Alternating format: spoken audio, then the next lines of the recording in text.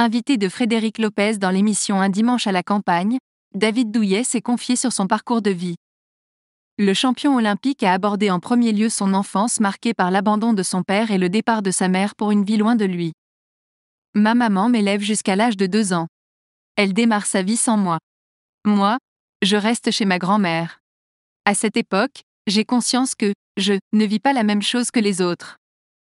Les autres te parlent de parents, de vacances, tout ça, c'est ce que tu ne vis pas, a-t-il confié tristement, se remémorant de ce moment où sa mère est partie pour construire sa vie, sans lui.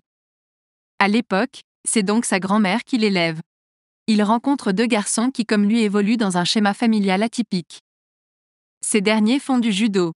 C'est ainsi que démarre le destin incroyable d'un futur champion olympique et homme politique.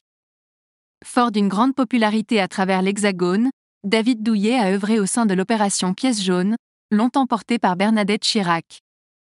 C'est ainsi qu'il a été amené à côtoyer le couple présidentiel pendant des années.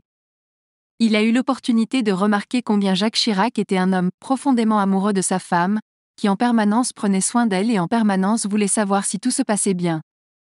Mais comme s'en souvient David Douillet, il en était lourd.